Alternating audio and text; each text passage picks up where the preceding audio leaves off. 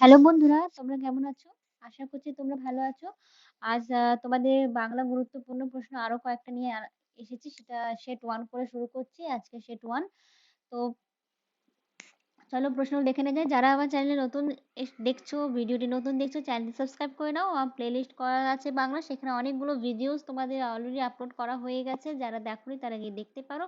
Because basic কিছু জিনিস আছে যেগুলো জানা দরকার, সেগুলো কিন্তু আপলোড করা আছে। তো ওগুলো আবার জাস্ট চেক করে নিও। চলো তাহলে দেখে নেওয়া যাক প্রশ্নগুলো। প্রথম দেখো প্রশ্ন হচ্ছে, দীনবন্ধু মিত্রের নবীন তপস্বিনী নাটকে কোন বিদেশি নাটকের প্রভাব আছে? দীনবন্ধু মিত্রের নবীন তপস্বিনী নাটকটিতে কোন বিদেশি নাটকের প্রভাব আছে? সেটা হচ্ছে শেক্সপিয়ারের মেরি ওয়াইভস অফ ওয়াইডস নাটকের, মেরি ওয়াইভস অফ ওয়াইডস নাটকের। ঠিক আছে, এতদূর তো ঠিক আছে। এরপরে যেখানে তোমাদের আলোচনা করব সেটা হচ্ছে যে এই পেজটাতে চলে আসি। একটা ব্ল্যাঙ্ক পেজ নিয়ে নিলাম যে দীনবন্ধু মিত্রের সম্বন্ধে কিছু পয়েন্ট আমাদের জেনে নেওয়া দরকার। কিরকম তার শুধু আমি তোমরা জানো, আমার যারা আমার আগের ভিডিও দেখেছো তারা জানো যে আমি শুধুমাত্র কয়েকটা প্রশ্নে আলোচনা করি, তার সঙ্গে তাকে কেন্দ্র করে অনেকগুলো প্রশ্ন উঠে আসে, সেগুলো তোমাদের সাথে আলোচনা করি। সেই জন্যে যারা খাতা পেন নিয়ে বসনি তারা খাতা পেন নিয়ে বুঝতে পারো, বিকজ এটা রিভাইজও হয়ে যাবে। তাহলে আমরা দেখে নিই যে দীনবন্ধু মিত্রের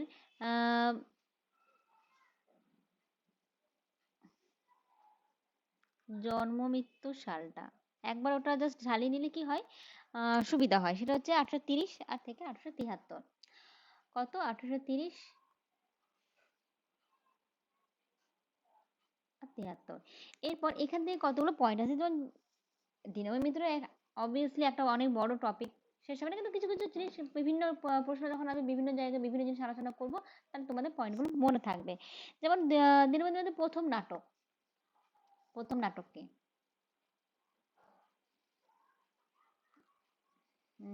জাস্ট পেনে।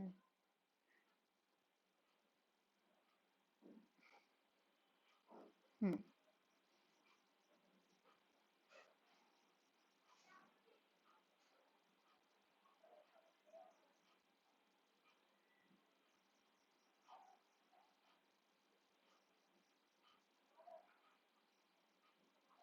প্রথম নাটক তোমরা সবাই জানো, সেটা হচ্ছে নীলদর্পণ।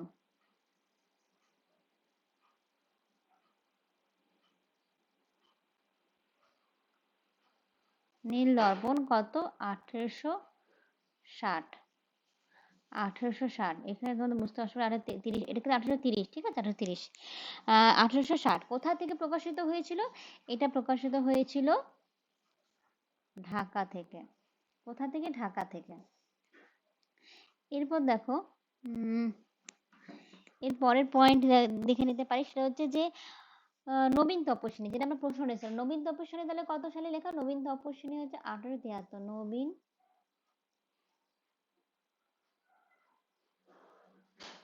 তপস্বিনী 1873। কত? 1873। নবীন তপস্বিনী নাটকটি 1873 লেখা। আর এই নাটকটি কাকে উৎসর্গ করা হয়েছিল? নাটকটি উৎসর্গ করা হয়েছিল বঙ্কিমচন্দ্র চট্টোপাধ্যায়কে।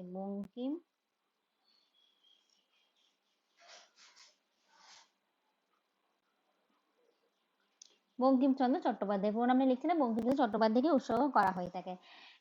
এরা লেখা কিছু প্রহসনও আছে। কিরকম প্রহসনগুলো ইম্পর্টেন্ট সেটা হচ্ছে, দেখো প্রহসন যদি বলি, প্রহসন এটা হচ্ছে সধবার একাদশী। আমি গুরুত্বপূর্ণগুলি বলছি, এছাড়া অনেকগুলো আছে লেখা যেগুলো জানা দরকার, বাট এখন আমি গুরুত্বপূর্ণগুলো আলোচনা। সধবার একাদশী, বিয়ে পাগলা বুড়ো, ঠিক আছে। তারপরে এই হলো। এবার সর্বশেষ নাটক কোনটি? সর্বশেষ নাটক হচ্ছে কমলে কামিনী, যেটা 1873 সালে লেখা। কামিনী কমলে কামিনী 1873, ঠিক আছে।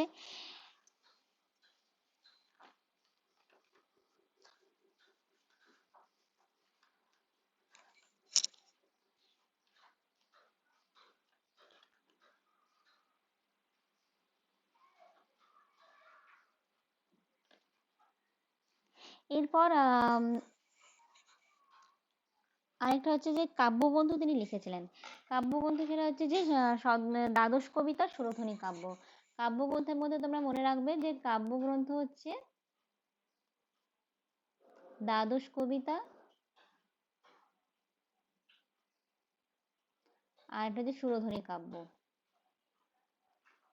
যারা আগের গুরুত্বপূর্ণ প্রশ্ন দেখেছো, এর আগেও একটা দুটো আলোচনা করছি, সেখানে কিন্তু আমি আরো অন্যান্য পয়েন্টগুলো আলোচনা করছি, সেটা আমি রিপিট করছি না, সেটা ধরুন অন্য ক্লাসে রিপিট করবো। এবার রিপিট হতে থাকলে তোমাদের মাথায় জাস্ট ওগুলো ঘুরতে থাকবে, সেই জন্য তোমাদের এগুলো আলোচনা করা।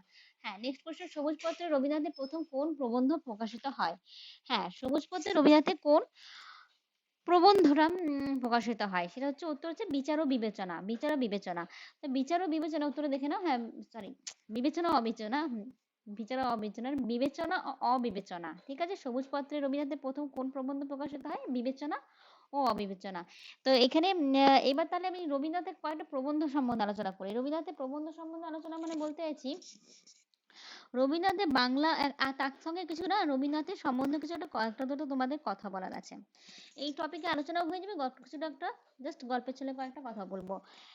রবীন্দ্রনাথ বাংলা ও ইংরেজি ভাষায় অসংখ্য প্রবন্ধ রচনা করেছিলেন। ঠিক আছে, বাংলা ও ইংরেজি ভাষায় অসংখ্য প্রবন্ধ রচনা করেছিলেন। উম তো তার মধ্যে সমাজ চিন্তামূলক কিছুগুলো প্রবন্ধ ছিল। সমাজ চিন্তামূলক প্রবন্ধ, এখানে আমি যদি রবীন্দ্রনাথের সম্বন্ধে লিখি, উম আচ্ছা, তোমাদের আশা করছি এটা তোমরা যারা যারা নোট ডাউন করে নিয়েছো, তারা নোট ডাউন করেছো। আমি জাস্ট এই জায়গাটা ক্লিন করে দিচ্ছি, নাহলে তোমরা একবার স্ক্রিনশট নিয়ে নিতে পারো, স্ক্রিনশট করে লিখে নিতে পারো। আমি এই পেজটাকে রবীন্দ্রনাথ সম্বন্ধে একটু লিখবো। যাদের স্ক্রিনশট নেওয়া স্ক্রিনশট নিতে পারো, অথবা তোমরা লিখে নিতে পারো। এরপর আমরা রবীন্দ্রনাথ সম্বন্ধে কয়েকটা কথা বলে নিই, জাস্ট ক্লিন করে নিই। হুম,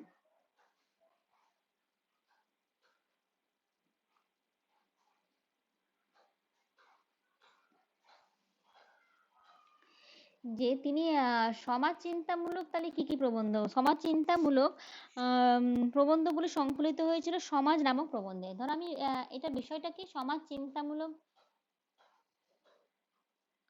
সমাজ চিন্তামূলক প্রবন্ধগুলি প্রবন্ধগুলি কোথায় প্রকাশিত হয়েছিল? সেটা হচ্ছে সমাজ নামক প্রবন্ধ, যেটা 1908 সালে লেখা। সমাজ প্রবন্ধ, যেটা হচ্ছে 1908। কত? 1908। এরপর যেমন রাজনীতি সংক্রান্ত, রাজনীতি সংক্রান্ত কিছু হচ্ছে, রাজনীতি সংক্রান্ত হচ্ছে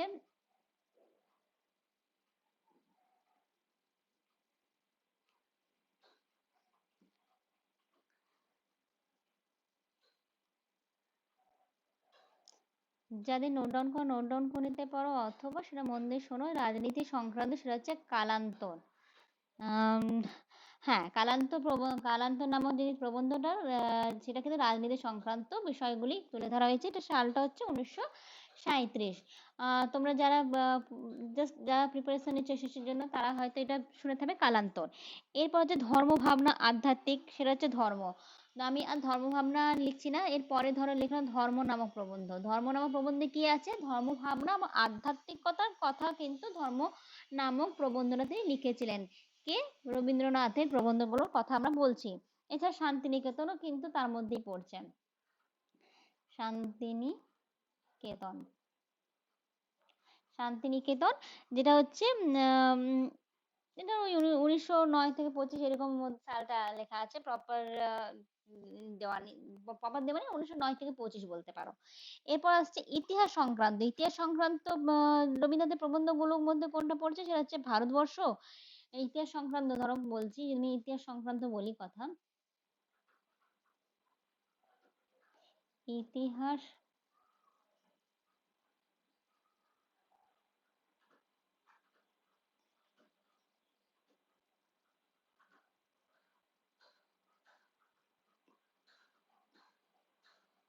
সংক্রান্ত,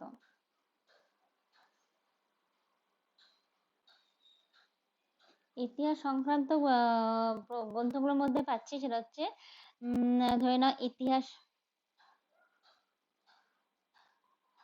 ইতিহাস যেটা 1955, 1955। ভারতবর্ষ, ভারতবর্ষ আছে, ঠিক আছে?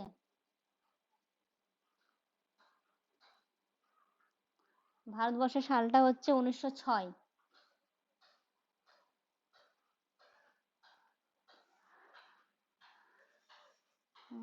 এটা সালটা একটু কনফিউজ হচ্ছে, ইতিহাসে এটা 1955 হতে পারে না, আমি জাস্ট চেক করে বলছি।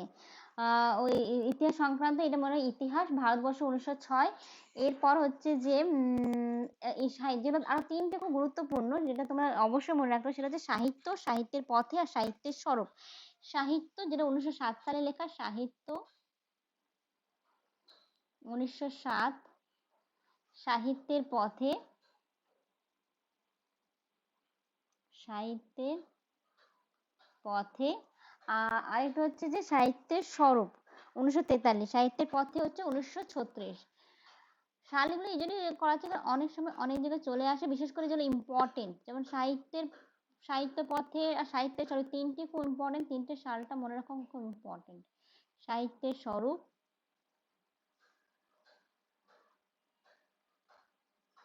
এটা সালটা হচ্ছে 1943। ঠিক আছে? তাহলে এই হচ্ছে রবীন্দ্রনাথের প্রবন্ধ সম্বন্ধে, জাস্ট কয়েকটা, আরো অনেক আছে, যে কয়েকটা ইম্পর্টেন্ট গুলো তোমাদের সঙ্গে আলোচনা করলাম। তো যাদের লেখা হয়ে গেছে লিখে নিতে পারো খাতায়, আর নাহলে স্ক্রিনশট নিয়ে পরে তোমরা লিখে নিতে পারো। জাস্ট আমি ক্লেম করবো কারণ আমি পরে পরে দিতে যাবো।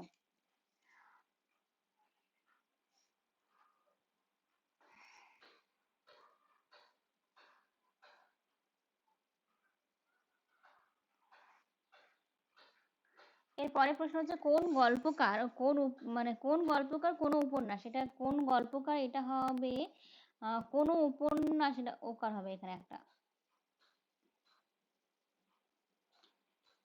কোন গল্পকার কোন উপন্যাস ও কাব্য রচনা করেননি, সেটা হচ্ছে রাজশেখর বসু। কে? রাজশেখর বসু। তো রাজশেখর বসু আরেকটা নাম তোমরা সবাই জানো, সেটা হচ্ছে রাজশেখর বসু আরেকটা নাম তোমরা সবাই জানো, সেটা হচ্ছে পরশুরাম। তিনি পরশুরাম বলে তিনি বিশেষ বিখ্যাত। তো রাজশেখর বসু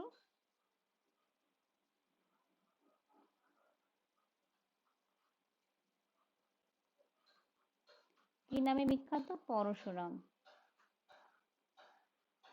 ওকে, পরশুরাম নামে তিনি বিখ্যাত। আর তার জন্ম মৃত্যু সালটা হবে 1922 থেকে 60, 1922 থেকে 60, জাস্ট একবার মনে রাখো।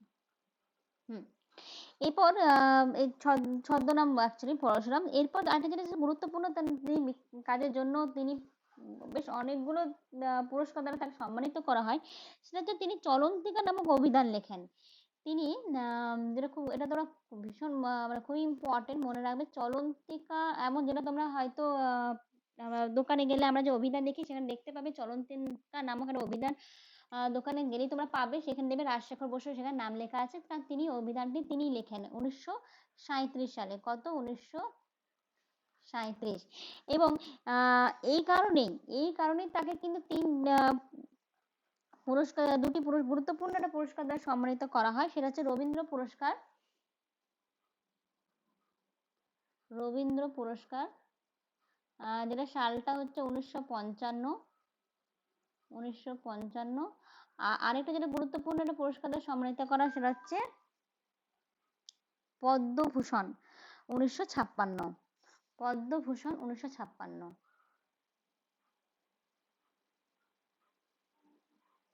পদ্মভূষণ পুরস্কার দ্বারা সম্মানিত করা হচ্ছে, সেটা হচ্ছে 1956 সালে। এরপর আরেকটা গুরুত্বপূর্ণ এখানে রাজশেখর বসু সম্বন্ধে তোমরা হয়তো অনেকেই জানো বা অনেকেই জানো না, সেটা হচ্ছে যে তিনি 1956 সালে আনন্দীবাই গল্প গ্রন্থের জন্য সাহিত্য একাডেমি পান। তার একটা গল্প গ্রন্থ হচ্ছে আনন্দীবাই। আনন্দীবাই, নামটা লিখে দিচ্ছি, আনন্দী বাই। এটা একটা গল্প গ্রন্থ। এই গল্প গ্রন্থের জন্য তিনি 1955 সালে সাহিত্য একাডেমি পুরস্কার পান। কি?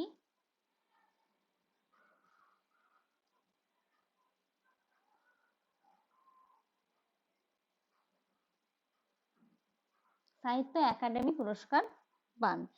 এছাড়া তারা মোট টোটাল গল্প গ্রন্থ হচ্ছে 21টি। 21টি গল্প গ্রন্থ, 21টি গল্প বলছি না, গল্প গ্রন্থের মধ্যে আরো অনেক গল্প আছে, কিন্তু 21টি গল্প গ্রন্থ লেখেন।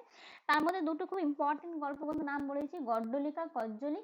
যারা হয়তো নেট সেটের জন্য প্রিপারেশন নিচ্ছে, বিশেষ করে তার সেক্ষেত্রে কিন্তু এই রাজশেখর বসু আমাদের গল্পগুলো পড়তে হয়। সেখানে গড্ডলিকা, কজ্জলি গল্প গ্রন্থের গল্পগুলো তোমরা পড়েইছো হয়তো যারা প্রিপারেশন নিচ্ছ, তাহলে সেখানে রাজশেখর বসু 21টি গল্প গ্রন্থ আছে। এরপর চলে আসছি যাদের এটা লেখা লিখে নিতে পারো অথবা স্ক্রিনশট নিয়ে নিতে পারো। তোমাদের একটা কথা আমি রবীন্দ্রনাথ সম্বন্ধে বলতে গিয়ে ভাবলাম বলবো, আর বলা হলো না, সেখানে এখানে ইনক্লুড করে দিচ্ছি, বা পরেও আছে রবীন্দ্রনাথ, সেখানে ইনক্লুড করলেও চলবে। আচ্ছা, পরের প্রশ্ন চলে আসছে, তারপর পরে আমি তোমাদের সঙ্গে রবীন্দ্রনাথের একটা কথা বলার আছে। শিকার কবিতাটি। নেক্সট প্রশ্ন যে শিকার কবিতার নাম তোমরা শুনেছো হয়তো, শিকার কবিতায় কোন কাব্যগ্রন্থ থেকে নেওয়া হয়েছে? এটি কোন কাব্যগ্রন্থ নেওয়া হয়েছে? মহাপৃথিবী। কোন কাব্যগ্রন্থ? মহাপৃথিবী। আচ্ছা, কার লেখা মহাপৃথিবী? প্রশ্ন আসবে, মহাপৃথিবীটা জীবনানন্দ দাশের লেখা। তো জীবনানন্দ দাশ সম্বন্ধে তাহলে কয়েকটা কথা জেনে নিই। তাহলে জীবনানন্দ দাশ বড় টপিক, কিন্তু আমি জীবনানন্দ সেন, বনলতা সেনের সম্বন্ধে তোমাদের আমার চ্যানেলে একটা ভিডিও করা আছে, চাইলে দেখে নিতে পারো। সেখানে বনলতা সেন সম্বন্ধে কয়েকটা কবিতা, তার আন্ডারে কি কি কবিতা আছে এগুলো লেখা বলা আছে। জীবনানন্দ দাশ 1899 1894, তাও আমি এখানে লিখে দিচ্ছি, সেটা হচ্ছে যে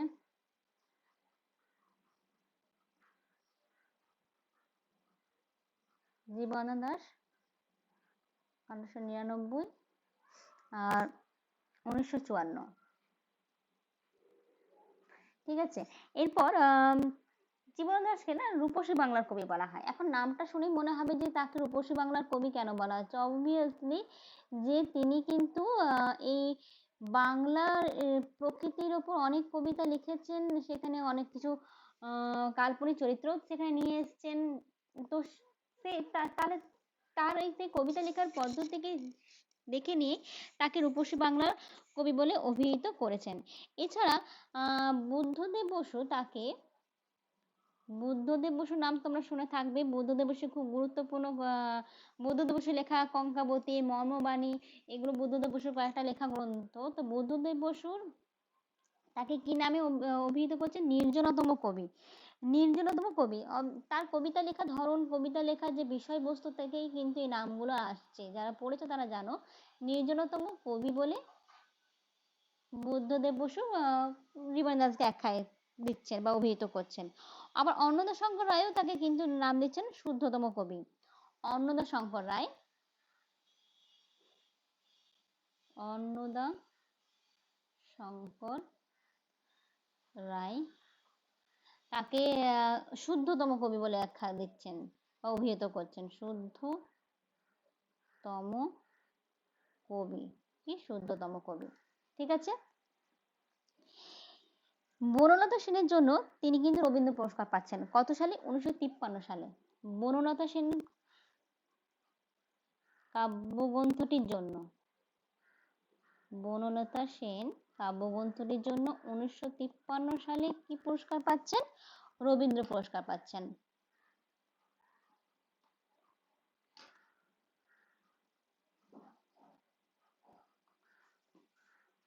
এরপর ওনাকে কিন্তু সাহিত্য একাডেমি পুরস্কার দ্বারা সম্মানিত করা হচ্ছে। 1955 সালে সাহিত্য একাডেমি পুরস্কার পাচ্ছেন। 1955 সালে সাহিত্য একাডেমি পুরস্কার পাচ্ছেন। সাহিত্য একাডেমি। ঠিক আছে। তাহলে বেশ গুরুত্বপূর্ণ কয়েকটা পয়েন্ট তোমরা মনে রাখবে। এছাড়া তো আরো অনেক কিছু আছে, যখন জীবনদাস সম্বন্ধে, শুধু জীবনদাস সম্বন্ধে আলোচনা করবো তখন এই ডিটেলস আলোচনা হবে। এছাড়া তার কয়েকটা গুরুত্বপূর্ণ কাব্যগ্রন্থ মনে রাখতেই পারো, সেটা হচ্ছে বেলা অবেলা, কালবেলা, শ্রেষ্ঠ কবিতা, বনলতা সেন তো বললামই, মহাপৃথিবী এটাও একটা কাব্যগ্রন্থ। তো এরকম গুরুত্বপূর্ণ কয়েকটি কাব্যগ্রন্থ আছে। জাস্ট স্ক্রিনশট নিয়ে নাও অথবা তোমরা লিখে নাও, ক্লিন আপ করি। আমরা নেক্সট প্রশ্ন দেখে নেব।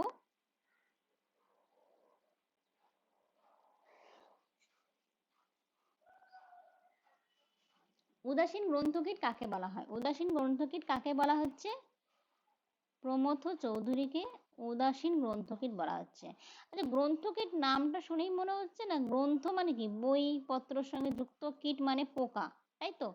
তার মানে বলতে পারি, যদি আমি এখানে ভাঙি, বই পোকা, অর্থাৎ তিনি বেশ, তাহলে বলতে পারি যে তিনি কিন্তু বেশ বইপত্রের সঙ্গে সাহিত্যের সঙ্গে যুক্ত ছিলেন। বিভিন্ন রকম সাহিত্যের হয়তো বই পড়তেন, তাই তাকে হয়তো বোধাসেন গ্রন্থকার বলা হয়েছে। তো সেটাই যে নামটা আসছে প্রমথ চৌধুরী। স্পেলিংটা এখানে চৌধুরী দেখে নিও, এখানে স্পেলিং মিস্টেক আছে। প্রমথ চৌধুরী সম্বন্ধে তাহলে কি বলি? প্রমথ চৌধুরী 1868 1946।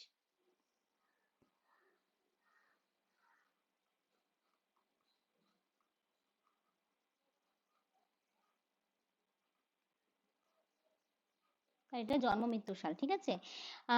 তোমরা আমি সাময়িক পত্র পত্রিকা যখন আলোচনা করেছি, যারা ভিডিওসটা দেখেছো তারা জানো, সেখানে আমি কিন্তু প্রমথ চৌধুরী একটা পত্রিকা সম্পাদনা করেছেন। যারা দেখোনি তারা আবার দেখে নিতে পারো, কারণ ওখানে খুব সুন্দর করে আমি তোমাদের প্রকাশকাল, সম্পাদনা এগুলো বলেছি। একবার দেখলে আমার মনে হয় না আর অন্য কোথাও একটা জায়গায় তোমাদেরকে জাস্ট খুব ইম্পর্টেন্ট ইম্পর্টেন্ট সাময়িক পত্রিকা বলে দিয়েছি। তো ওটা জাস্ট তোমরা একবার দেখে নিও।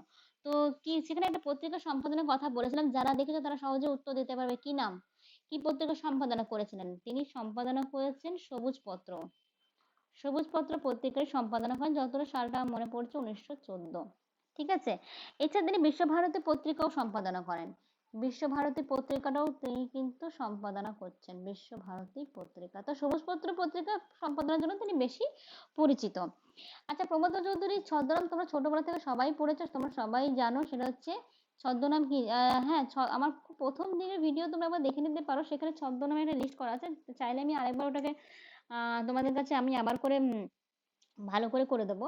সেটা হচ্ছে ছদ্মনামটা কি? বীরবল। তোমরা সবাই জানো প্রমথ চৌধুরীর ছদ্মনামটি হচ্ছে বীরবল। আচ্ছা, তার প্রথম প্রবন্ধ, তার লেখা প্রথম প্রবন্ধ নাম বলতে পারবে? কি তার লেখা প্রথম প্রবন্ধ হচ্ছে জয়দেব। প্রথম প্রবন্ধ হচ্ছে জয়দেব। এবং এই প্রবন্ধটি কোন পত্রিকায় প্রকাশিত হয়েছে জানো? পত্রিকাটি প্রকাশিত হচ্ছে সাধনা পত্রিকায়। সাধনা পত্রিকায়। সাধনা পত্রিকায় প্রকাশিত হচ্ছে 1893। কত সালে? 1893 সালে সাধনা পত্রিকায় জয়দেব তার প্রথম প্রবন্ধ, এখানে প্রথম প্রবন্ধটা লিখে নিলে তোমরা বুঝতে পারবে না। প্রথম প্রবন্ধ, প্রথম প্রবন্ধ জয়দেব সাধনা পত্রিকা প্রকাশিত হচ্ছে 1893 সালে, ঠিক আছে। এছাড়া তার তেল নুন লকড়ি, বীরবলে হাল কথা, নানা কথা, আমাদের শিক্ষা, নানা চর্চা, এগুলো তো গুরুত্বপূর্ণ প্রবন্ধ। আমাকে রিপিট করতে তোমরা চাইলে লিখে নিতে পারো তেল নুন লকড়ি, যেটা 1906 সালে লেখা। তেল নুন লকড়ি 1906। জাস্ট এটা স্পেলিংটা লিখে দিচ্ছি, তেল নুন লকড়ি 1906। এছাড়া আছে বীরবলে হালখাতা 1916, বীরবলে হালখাতা 1916, নানা কথা 1919, এবং আমাদের শিক্ষা, নানা চর্চা, এইসব কিন্তু গুরুত্বপূর্ণ তার প্রবন্ধ। একটা গল্প গ্রন্থও আছে, সেটা হচ্ছে চার ইয়ারি কথা। তার একটা লেখা গল্প গ্রন্থও আছে। গল্প গ্রন্থ একটা আছে, সেটা হচ্ছে চার ইয়ারি কথা। চার ইয়ারি কথা। সম্ভবত সালটা হচ্ছে 1916। হ্যাঁ, চালটা হচ্ছে 1916। এরপর আসছে কাব্যগ্রন্থ। কাব্যগ্রন্থ আছে দুটো, খুবই গুরুত্বপূর্ণ। সেটা হচ্ছে সনেট 50, কাব্যগ্রন্থ সনেট 50 আর পদচারণ। পদচারণ সনেট 50 আর পদচারণ। গল্পগ্রন্থ চারিয়ারি কথা 1916, কাব্যগ্রন্থ সনেট 50 আর পদচারণ, এটা কিন্তু তার গুরুত্বপূর্ণ কাব্যগ্রন্থ। এগুলো তোমরা মনে রাখো, জাস্ট স্ক্রিনশট নিয়ে নাও, জাস্ট রিমুভ করি।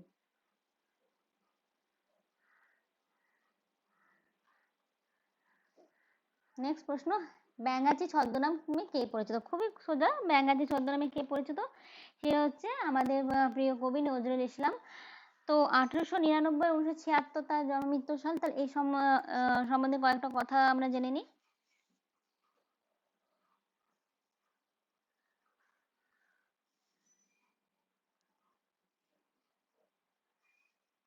তার জন্ম হচ্ছে 1899, মৃত্যু হচ্ছে 1976। এরপর হচ্ছে যে তাকে আরেকটা খুব বিখ্যাত, মানে একটা খুব ভালো নামে মানে অভিহিত করা হয়, বলতে পারি তাকে একটা আখ্যা দেওয়া হয়, সেটা হচ্ছে বিদ্রোহী কবি। বিদ্রোহী কবি বলে তিনি কিন্তু ভীষণভাবে পরিচিত, বিদ্রোহী কবি। আর বাংলা কাব্যে একটা নতুন ধারার জন্ম দিচ্ছেন, সেটা হচ্ছে কি বলতো, সেটা হচ্ছে যে এই তোমাদের যে ইসলামী সঙ্গীত, ইসলামী সঙ্গীত গজল যেটা বলছে, সেটা কিন্তু নজরুল ইসলামই কিন্তু কিন্তু এই ধারাটাকে নিয়ে এসেছিলেন। আর তাছাড়া যে শ্যামা সঙ্গীত, তোমরা তো সবাই ক্লাসিক গান শেখো, সেখানে কিন্তু তোমরা নজরুল গীতিও শিখে থাকো। তো নজরুল গীতি হিসেবে কিন্তু আজকাল খুবই বিখ্যাত, তা প্রায় মোটামুটি 3000-এর উপর গান আছে। শ্যামা সঙ্গীতও খুব প্রচলিত। তো এগুলো কিন্তু নজরুল ইসলাম কিন্তু এই ধারাগুলোকে নিয়ে এসেছিলেন, মানে নজরুল ইসলামের দ্বারা সৃষ্টি বলতে পারি। এরপর তার একটা তাহলে আরেকটা যেটা পয়েন্ট হচ্ছে, নেক্সট হচ্ছে সেটা হচ্ছে প্রথম কাব্যগ্রন্থ হচ্ছে অগ্নিবীণা। প্রথম কাব্যগ্রন্থ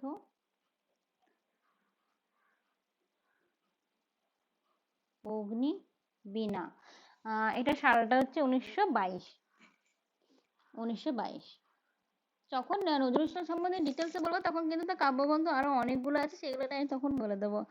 প্রথম গদ্য হচ্ছে বাউন্ডুলের আত্মকাহিনী। প্রথম গদ্য হচ্ছে, মানে প্রতিটা সাহিত্যিককে নিয়ে যদি একটাই ক্লাসে বলা হয়, তাহলে মনে হয় না এটা শেষ হবে বলে, কারণ তোমরাও জানো এগুলো ডিটেলস আলোচনা করতে গেলে আরো অনেক, কিন্তু যে পয়েন্টগুলো গুরুত্বপূর্ণ বা এরকম প্রতিটা প্রশ্ন আলোর মাধ্যমে বিভিন্ন লেসনে এক দুটো করে ইনক্লুড করে যাব, তোমাদের তাদের রিভিশন হয়ে যাবে। তাহলে প্রথম গদ্য হচ্ছে কি বললাম, বাউন্ডুলের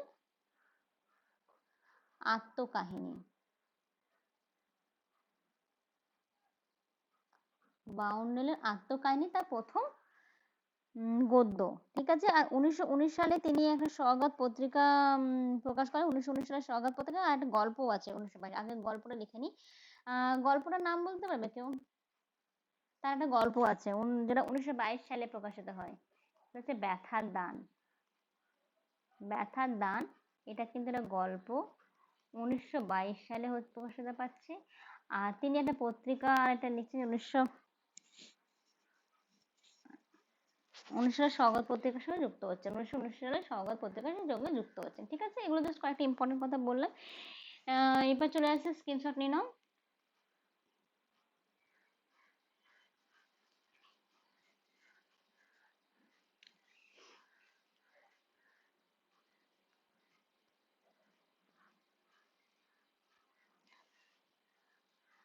হ্যাঁ, এরপর নেক্সট প্রশ্ন, মধুসূদন দত্ত কোন কবিকে এই বঙ্গের অলংকার বলেছেন? আচ্ছা, কোন কবিকে এই বঙ্গের অলংকার বলেছেন?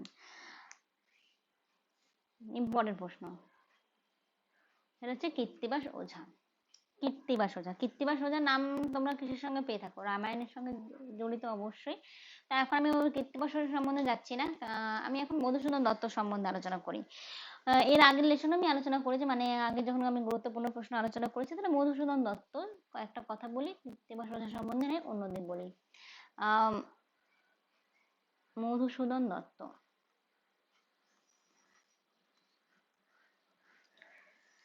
1824-1873। তা তোমরা এই যে সনেটের কথা শুনেছো, অমিত্রাক্ষ ছন্দের কথা শুনেছো, কি ওগুলো আমি পরে যাচ্ছি, কারণ সনেট বলতে গেলে অনেক কিছু আসবে, অমিত্রাক্ষ ছন্দ বলতে অনেকগুলো আসবে, ওগুলো আমি তোমাদের পরে বলছি। সনেট তোমরা ইতালীয় পেত্রাকের নাম শুনেছো? সেখান থেকে তিনি কিন্তু সনেটটাকে নিয়ে এসেছিলেন, যেটা অষ্টক ও ষষ্ঠক সনেট এইভাবে দুভাবে ভাগ আছে। তো এই নয় সনেটের কথা। তো এই সনেটটা আর অমিত্রাক্ষ ছন্দ, এই দুটোরই প্রবর্তক কিন্তু কে? মধুসূদন দত্ত। এই দুজনেরই প্রবর্তক হচ্ছে, সনেটটা ছন্দ নয়, অমিত্রাক্ষ ছন্দ। আহ এই দুটোরই কিন্তু প্রবর্তক হচ্ছে মধুসূদন দত্ত।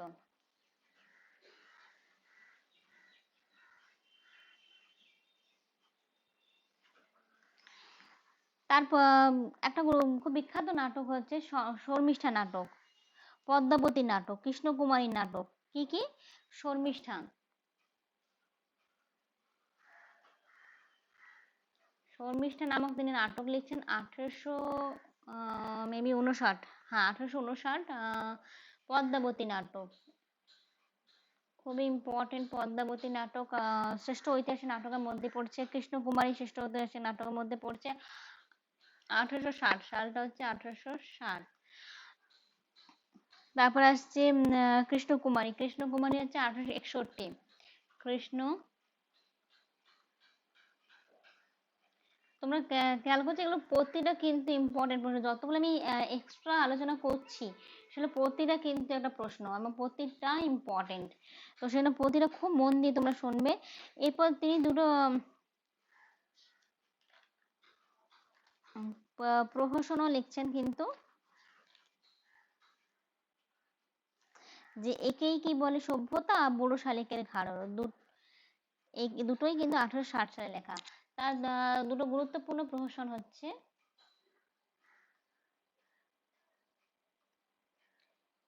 একেই কি বলে সভ্যতা আর বুড়ো শালিকের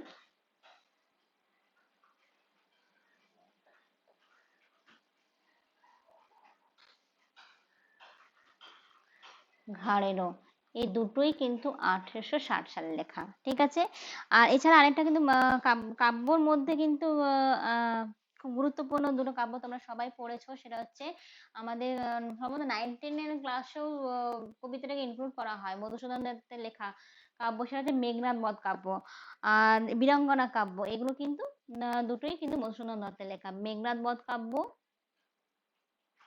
মেঘনাদ বধ কাব্য, যেটা ইন্দ্রজিৎ যাকে বলছে মেঘনাদ বধ কাব্য, মেঘনাদের আরেক নাম, 1861 সালে লেখা এটা। আর বীরাঙ্গনা কাব্য, বীরাঙ্গনা কাব্য এটা হচ্ছে 1862। ঠিক আছে, এই হচ্ছে মধুসূদন। আরো অনেক কিছু আছে, জাস্ট কয়েকটা ইম্পর্টেন্ট কথা তোমাদের সাথে বললাম। হ্যাঁ, স্ক্রিনশট নিয়ে নাও।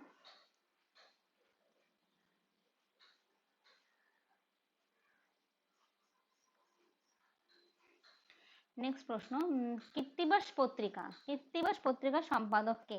আচ্ছা, রিসেন্টলি আমি কোথাও পড়তে পড়তে দেখছিলাম যে কৃত্তিবাস পত্রিকা নিয়ে একটু সমালোচনা তৈরি হয়েছে, যে বর্তমান সম্বন্ধে কারণ নাম পড়ছিলাম দীপক মজুমদার, এরকম যে তিনি বলছেন যে তিনি কৃত্তিবাস পত্রিকার সম্পাদক নাকি। আর এছাড়া আমি দেখছিলাম বাত্য বসু একটা তিনি নব কৃত্তিবাস পত্রিকার সম্পাদনা করেছিলেন কিছু বছর আগে। তো এই কৃত্তিবাস পত্রিকা নিয়ে কিছু সমালোচনা রিসেন্টলি জড়িয়ে গেছে, বাট ওইগুলো এখন আমরা ওই টপিকে যাওয়া দরকার নেই। আমাদের প্রশ্ন হচ্ছে কৃত্তিবাস পত্রিকার সম্পাদককে। তো কৃত্তিবাস পত্রিকার সম্পাদক হচ্ছে আমাদের খুবই পরিচিত এবং বিখ্যাত কবি সুনীল গঙ্গোপাধ্যায়। তাকে কবি হিসেবে বেশি চিনে আমরা চিনি, কিন্তু তিনি কিন্তু উপন্যাসও লিখেছেন, গল্পও লিখেছেন, সুনীল গঙ্গোপাধ্যায়। তো এই সুনীল গঙ্গোপাধ্যায় সম্বন্ধে এখন আমি বলছি না। তো এই খালি কৃত্তিবাস পত্রিকাটি 1953 সালে লেখা। কারণ সুনীল গঙ্গোপাধ্যায় নিয়ে এর আগেও আলোচনা করছে, তিনি নীল লোহিত, নীল উপাধ্যায় এই ছদ্মনামে পরিচিত। হঠাৎ নীলার জন্য এই এই কাব্যগ্রন্থের জন্য তিনি খুব বিশেষভাবে পরিচিত। নীলা এই কাল্পনিক একটা চরিত্র কিন্তু সৃষ্টি করেছিলেন।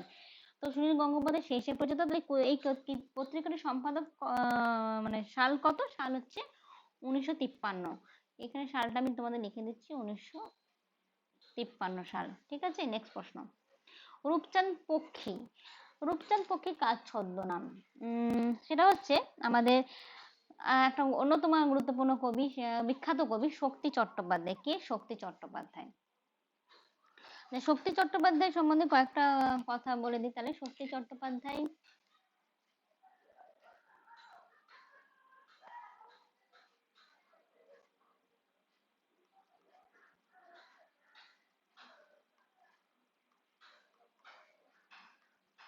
শক্তি চট্টোপাধ্যায় আর 1933-1995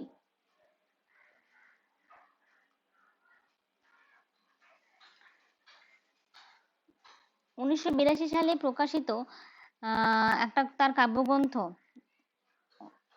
মানে 1982 সালে কাব্যগ্রন্থ প্রকাশিত পায়। বলতে পারবো 1982 সালে কাব্যগ্রন্থ পায়। হঠাৎ আমি এই কাব্যগ্রন্থের কথাই কেন বলছি যে 1982 সালে প্রকাশিত? তার কারণ হচ্ছে এই কাব্যগ্রন্থের জন্য তিনি কিন্তু সাহিত্য একাডেমি পুরস্কার পাচ্ছেন। তাহলে সেজন্য কাব্যগ্রন্থটা খুব ইম্পর্টেন্ট হয়ে যায়। যে কাব্যগ্রন্থগুলোর জন্য তিনি গোটা ভারতবর্ষে পরিচিত হচ্ছেন, তাকে একটা গুরুত্বপূর্ণ পুরস্কার দ্বারা সম্মানিত করা হচ্ছে, তাহলে সেই কাব্যগ্রন্থটা স্বাভাবিকভাবেই কিন্তু গুরুত্বপূর্ণ হয়ে ওঠে। তাহলে 1982 সালে তার লেখা একটা কাব্যগ্রন্থ হচ্ছে যেতে পারি কিন্তু কেন যাব, যেতে পারি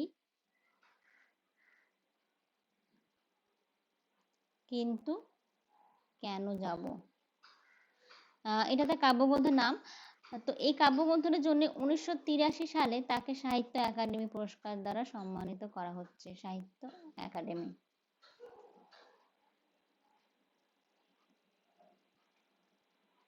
ঠিক আছে। এছাড়া তার আরেকটা গুরুত্বপূর্ণ কাব্যগ্রন্থ হচ্ছে অবনী বাড়ি আছো। এই কবিতাটা খুব বিখ্যাত। ধর্মে আছো জিরাফে আছো, এই কাব্যগ্রন্থটা খুব গুরুত্বপূর্ণ। অবনী বাড়ি আছো এটা একটা কবিতা, এটা খুব বিখ্যাত, তোমরা সবাই শুনেছো। একটা কাব্যগ্রন্থ আর নাম বলছি, সেটা হচ্ছে ধর্মে আছে জিরাফে আছো। একটা অন্যতম একটা কাব্যগ্রন্থ হচ্ছে ধর্মে আছো জিরাফেও আছো, ধর্মে আছো জিরাফেও আছো। আর তার প্রথম উপন্যাস হচ্ছে, এটাও তোমার মনে রাখো, প্রথম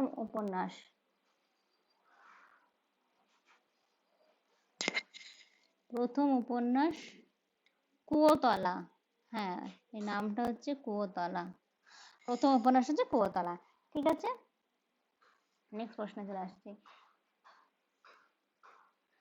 ঘোগলা চন্দ্র বন্দিয়ান কার ছদ্মনাম? ঘোগলা চন্দ্র বন্দিয়ান কার ছদ্মনাম? এটা হচ্ছে হেমচন্দ্র বন্দ্যোপাধ্যায়ের ছদ্মনাম। কার ছদ্মনাম? হেমচন্দ্র বন্দ্যোপাধ্যায়। ঠিক আছে, এবার তাহলে হেমচন্দ্র বন্দ্যোপাধ্যায় সম্বন্ধে কয়েকটা কথা জেনে নিই।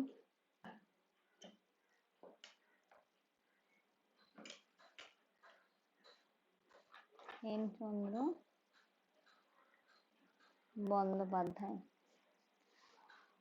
1838-1903।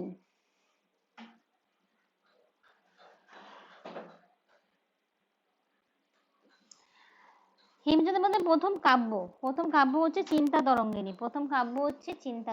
তার লেখা প্রথম কাব্য হচ্ছে চিন্তা তরঙ্গিনী। কি নাম? চিন্তা তরঙ্গিনী। বীরবাহু, আচ্ছা সালটা জেনে নাও। এটা সালটা হচ্ছে 1861। তাহলে হেমচন্দ্র বন্দ্যোপাধ্যায় 1833-1903। ঠিক আছে, এটা অত এগুলো জাস্ট মনে রাখার জন্য বা জানার জন্য বলা তোমাদের। প্রথম কাব্য হচ্ছে চিন্তা তরঙ্গিনী, খুবই ইম্পর্টেন্ট। কত সালে লেখা? 1861। আচ্ছা, এছাড়া তো আরো কয়েকটা কাব্যগ্রন্থের নাম হচ্ছে বীরবাহু, আশাকানন, বীরবাহু 1864,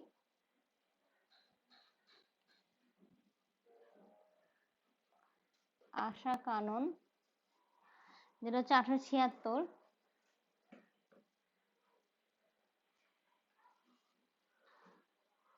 ছায়াময়ী বিদ্রোহসংজ্ঞা, ছায়াময়ী হচ্ছে 1880।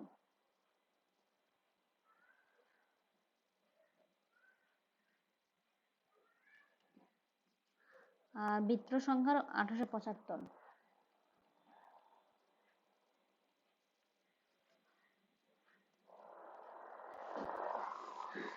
ছায়াময়ী 1880, বিদ্রোহসংজ্ঞা হচ্ছে 1875। এগুলো তার বিখ্যাত কাব্যগ্রন্থ। এরপর হচ্ছে চলে আসছে নেক্সট প্রশ্ন।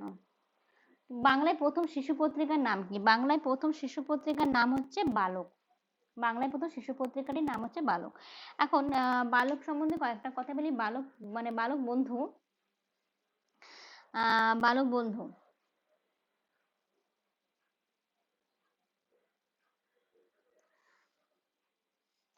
এইখানে তোমরা যে পত্রিকার যে কথাগুলো বলেছি, সেখানে পত্রিকার যে লিস্ট করা আছে, সেখানে কিন্তু তোমরা দেখতে পাবে যে এই পত্রিকার নামটি নেই, কিন্তু বাকি যে পত্রিকাগুলো আছে সেগুলো কিন্তু আলোচনা করে তোমরা সেটা দেখে নিতে পারো।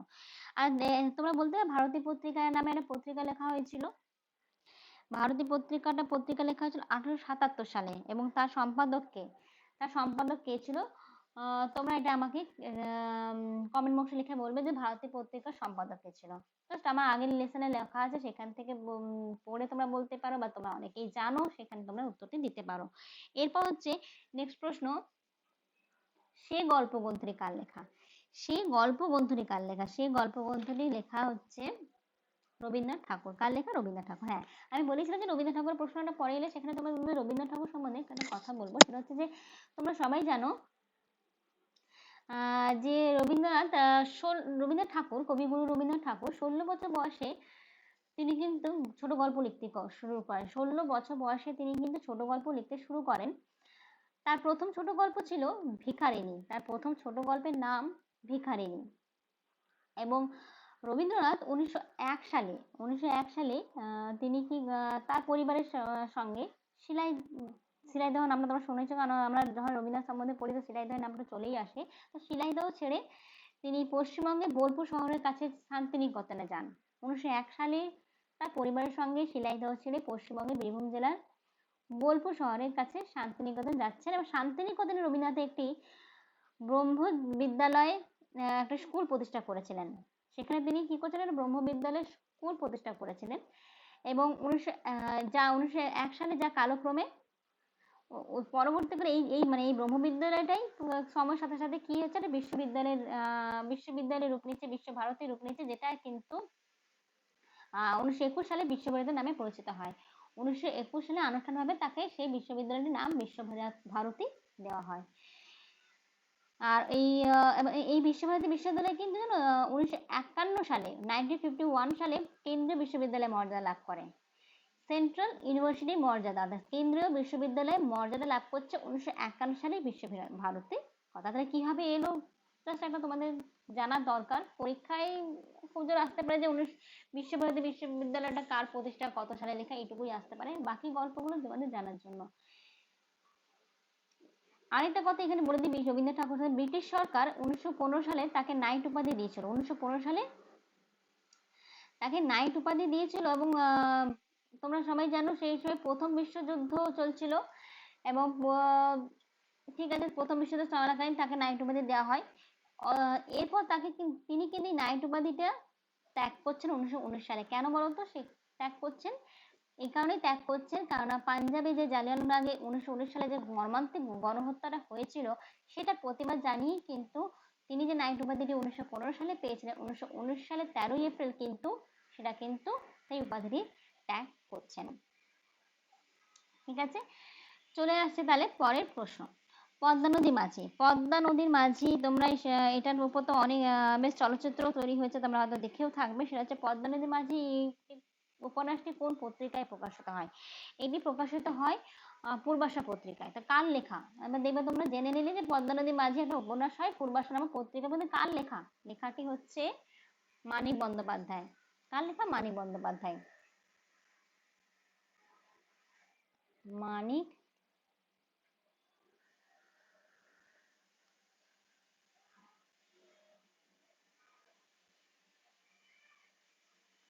বন্দ্যোপাধ্যায়। 1908 1956।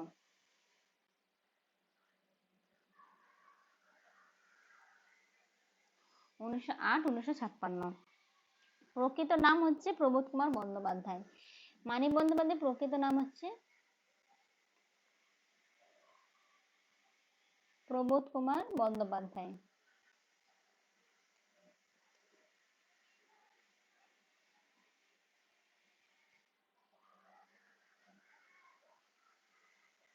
প্রবোধ কুমার বন্দ্যোপাধ্যায়। ভুল লিখেছি, তোমরা জাস্ট কারেকশন করো। বন্দ্যোপাধ্যায়ের আগেই লিখেছি।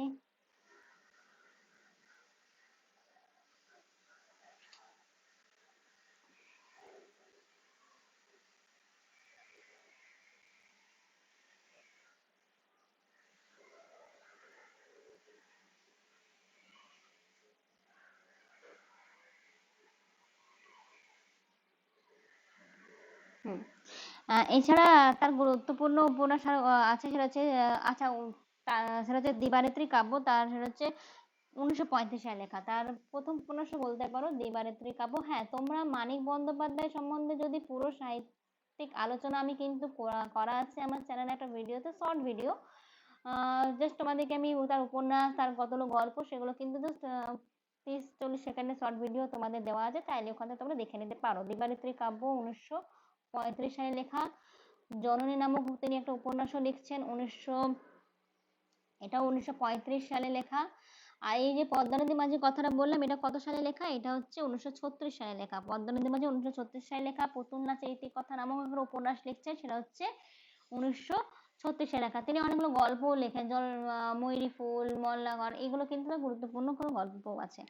ঠিক আছে, চলে আসছে পরের প্রশ্ন। সেটা হচ্ছে রবীন্দ্রনাথের ফাল্গুনী নাটকটি কোন পত্রিকায় প্রকাশিত হয়েছে? রবীন্দ্রনাথের ফাল্গুনী নাটকটি সবুজ পত্র নামক পত্রিকায় প্রকাশিত হয়। দুটোই আমি আলোচনা করেছি, রবীন্দ্রনাথ সম্বন্ধে আলোচনা করেছি, নাটক সম্বন্ধে রবীন্দ্রনাথ আলোচনা করা নেই, আমি অন্য কোনো লেসনে এটা বলে দেবো। আর সবুজ পত্র আমি এখনই বললাম। আর পাগলা দাশু খুব গুরুত্বপূর্ণ একটা চরিত্র, পাগলা দাশু তোমরা সবাই শুনেছো, সেটা হচ্ছে সুকুমার রায়ের লেখা। এই চরিত্রটি কার সৃষ্টি? সুকুমার রায়। সুকুমার রায়। তো এখানে যে সুকুমার রায়ের কথা বলি, তো সুকুমার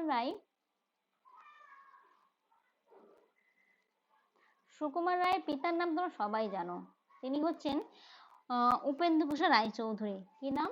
উপেন্দ্রকিশোর রায়চৌধুরী। আর তোমরা ছোটবেলায় সবাই উপেন্দ্রকিশোর রায়চৌধুরীর কোনো না কোনো কবিতা পড়েই থাকবে। তো সুকুমারের পিতা, তার সুকুমারের একটা খুব গুরুত্বপূর্ণ লেখা আছে আবোল তাবোল আর হযবরল। আবোল তাবোল তিনি লিখছেন, আর পাগলা দাশু তো লিখছেনই, আর আবোল তাবোল বলেও তিনি একটা গল্প মতো লিখছেন, সে আবোল তাবোল, যেটা হচ্ছে 1923 সালে লেখা। বলতে পারো সে প্রকাশিত হচ্ছে, মানে লেখা মানে 1923 সালে প্রকাশিত পাচ্ছে, এবং প্রতিটা প্রকাশকালই কিন্তু বলছে, লেখা নয়, লেখা তো আগেই শুরু করে থাকে, প্রকাশকাল প্রতিটা কিন্তু তাহলে আবোল তাবোল 1923 সালে প্রকাশিত হচ্ছে। তো এই কয়েকটা গুরুত্বপূর্ণ প্রশ্ন ডিটেলস আলোচনা করতে গিয়ে অনেকটাই বড় হয়েছে। তো কেন তার সঙ্গে সঙ্গে প্রচুর প্রশ্ন আলোচনা, এটা কিন্তু জাস্ট 15টা প্রশ্ন নয়, আমার মনে হয় প্রায় প্রশ্নের হিসাব নেই কতগুলো হতে পারে। তো তোমরা এগুলো দেখে নিও, যদি ভালো থাকে ভিডিওটা, তোমরা কিছু এখান থেকে প্রশ্নগুলো তোমাদের কাজে লেগেছে, নতুন কিছু জানতে পেরেছো, তাহলে সেক্ষেত্রে ভিডিওটি লাইক করো আর বন্ধুদের সঙ্গে শেয়ার করো, আর চ্যানেলটিকে অবশ্যই সাবস্ক্রাইব করো। দেখা হচ্ছে তোমাদের কয়েকটা আরো নতুন ভিডিও নিয়ে।